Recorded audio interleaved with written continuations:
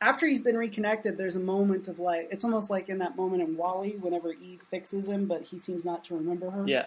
Spock walks right by Kirk. He walks by everybody. He's kind of checking them out, and he's like, I don't know any of you motherfuckers. That's right, yeah, and they're all kind of sad. And he sees Kirk, and finally he's like, like, we were friends.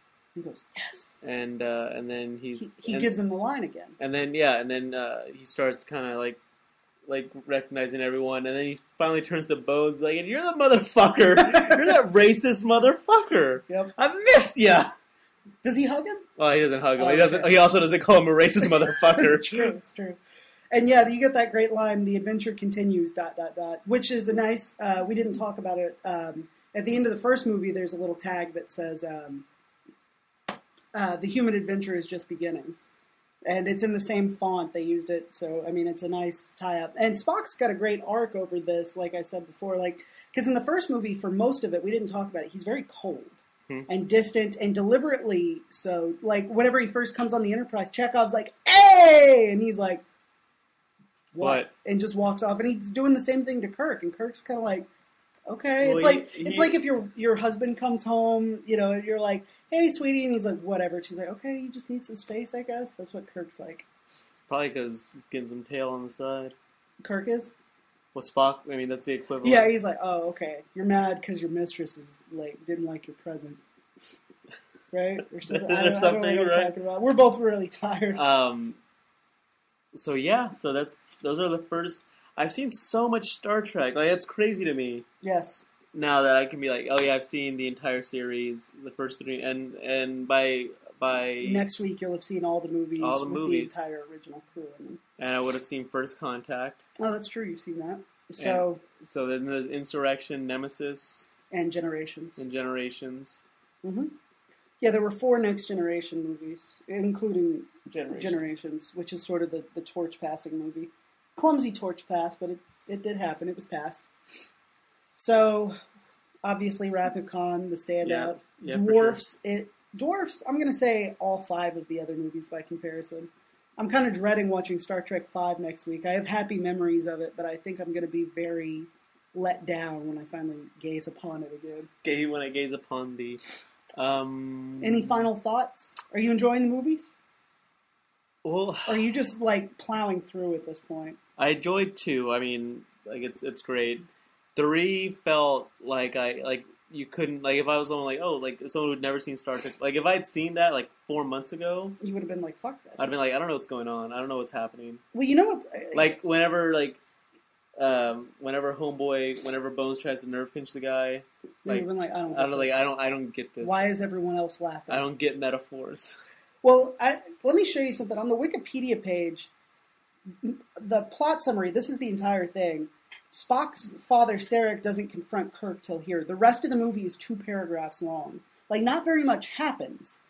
Most of the movie is spent trying to get out of space dock. Yeah, and that was the thing. They call it the search for Spock, but they find Spock in 45 minutes. Then it's just a question of putting him back, reassemble Johnny Five. Exactly. So yeah. I mean, I guess I like it. I think its big problem is that it feels too small for a movie. If it were just an episode between 2 other episodes, I'd been like, okay. Yeah. I mean, it's got some big moments in it. I love all the Starfleet stuff on Earth. I love the death of the Enterprise, and I love Kirk kicking the guy into... But the villains just feel cheap by comparison to Khan, or even V'ger. It just feels like villain of the week at this point. It's they're there because they needed somebody to kick into the lava pit. And also, I've never been all too impressed with the Klingons. Every time I see the Klingons, they're always kind of they've never been a credible threat. Not like the Romulans. They remind me of Muppets. Becca says the Klingons remind her of Muppets. The Moppets. The Muppets. You haven't seen the movie? Never mind. What movie? The Muppets, the new one with Justin Siegal. No, I haven't. Okay, that's a spoiler alert. Yeah, they use that word. The guy who was in Iron Man 3, he's the vice president in Iron Miguel Man 3. Ferrer.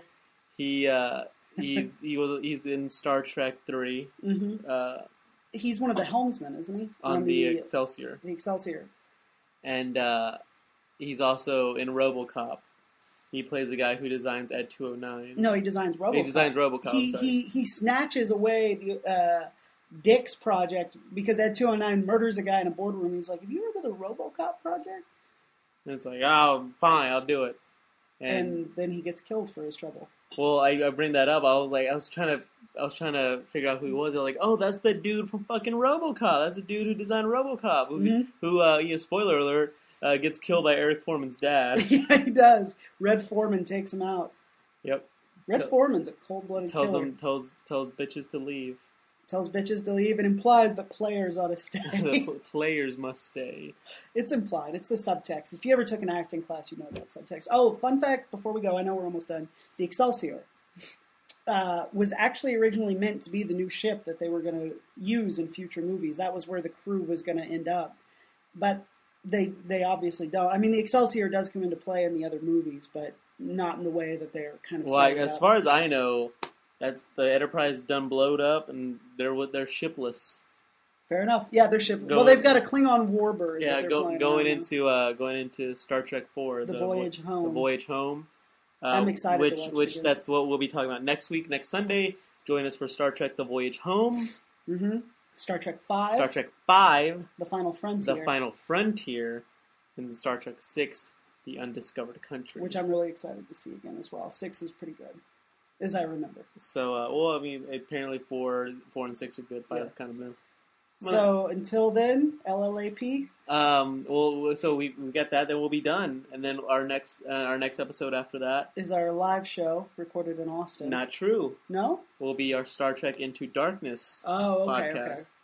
Okay. The whole reason we started this project. The whole reason will be, and then after that will be the live show. It'll be a 2-parter. So you've still got how many episodes in front of them then? 1, 2, 3, 4? When you count the live shows too? Because we've got 3 more movies plus a single on Into Darkness plus the 2-part live show. So you've got 4 more episodes guaranteed. What'll that take us up to? I guess 17? Well, the 2-parter will be part 1 and part 2. It'll be episode whatever. 16 part 1 and 16 part 2. That's a lot of episodes. Yeah.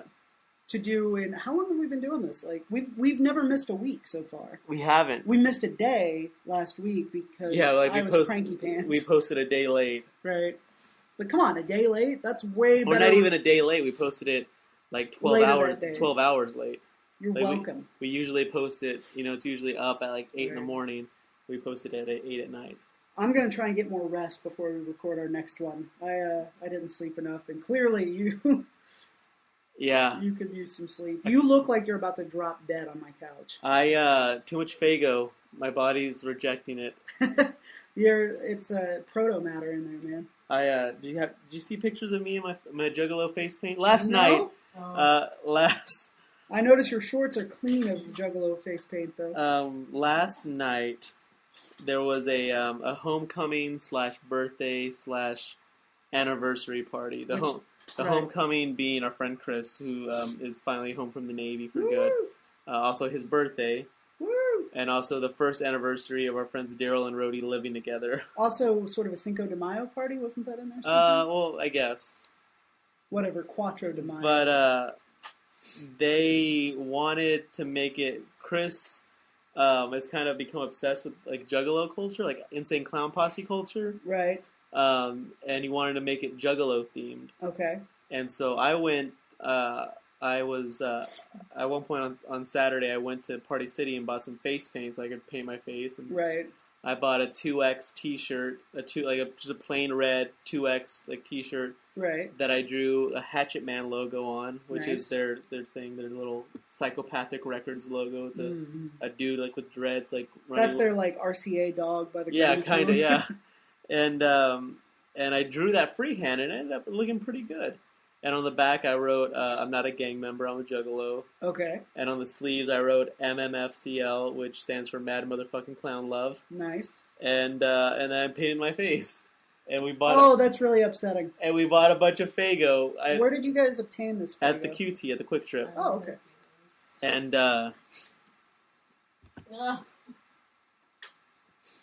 I had to miss the party because I was working, but oh god, I'm really glad I did now because that clown makeup is really upsetting to me.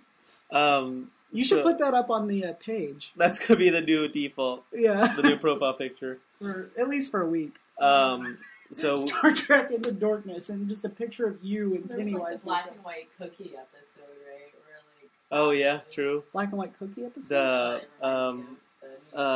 This will be. Yes. Let this be your last battlefield. Yeah, the funny movie episode. Maybe your last battlefield. The Riddler episode. Yes, Riddler Patton's uncle episode. So we bought a bunch of Faygo. I spent like $15 on Faygo. That's a lot of money to spend on Faygo. And after about like maybe 6 or 7 bottles, I realized that Faygo's not so good. Even 7 bottles in, like even the flavors that are decent, like pineapple orange, are still bad. I mean, after like one, you're like, okay, I'm done with this for like a few months. I'm done with this forever. Are you done with them forever after last? Oh night? yeah, probably. Like I don't see any reason to ever go back. But like it's because they're way too sugary and they're a little flat. That just sounds like shitty soda. Yeah, it is. It is shitty soda. But yeah, so. That's what you did last That's night. what I did last night. That's why you're a sleepy mess. That's today. why I'm so tired. Iron Man 3 was good. Iron Man 3. You want to talk about that really quick? Like non-spoiler free? Yeah. Because I mean, this is going up the weekend of. Right. Well, we came back from a Sunday morning-ish, I guess early afternoon. Early afternoon. A matinee. That was, for all intents and purposes, sold out. I got there about 5-10 minutes before it started, and as I walked up to the box office, I hear someone asking if there's still tickets available for this particular showing, and they said yes, but there's only about 30 seats left, so it might be hard to find them together, and they might be in the front. Right. And they're like, okay, whatever. I'm like, oh shit, 30. And then I'm like, I see like in the line, there's like maybe 20 people, and I just assume they're all there to see Iron Man at this time. Of course. And so while I'm in line, I buy a ticket on my phone online. Genius. And so I kind of wanted to be like, one for Iron Man at 12:20, please. And then him be like, oh, we're sold out. I'm like, yeah, I just bought the last ticket. Boom. And then try to like grab him by the collar underneath. Through the box. Yeah, through the box off. Glass. But it was 12:20 p.m. Yes. And it was sold out. I mean, it is opening weekend, but it's true. Well, actually, I read online it had the second biggest opening weekend ever, right behind the Avengers last year. Like it missed the Avengers by like 20 million. So like people are showing up for this. People love them some Iron Man. Kids love Iron Man. Why wouldn't you? He's awesome. Yeah. Although, I don't want to get too much into specifics. The movie's really good. Yeah. Yeah. I think again after one viewing, it's just one viewing, but it's just the one. Well, so far, I think it's so far right now. If you ask me, I would say it's the best of the three. I don't think it's as good as Avengers, but I think it's right behind it in terms of how awesome it is. So go see it. What are your thoughts? Also, Rebecca Hall. I really like her. I wish she was in more stuff. Who's that? She's the other scientist, the botanist. Oh, what else has she been in? She was in Vicky Cristina Barcelona. She's She looked familiar. She's got one of those faces that you're always like. But I couldn't quite place her. Yeah, she's the brunette. And also she reminds me a little bit of Sunny for some reason. And also that other guy that was in it that we couldn't place. Miguel Ferrer? No. The oh yeah, the right hand man. Yeah. Hang on, I'm gonna look up Rebecca Hall first. So but there is.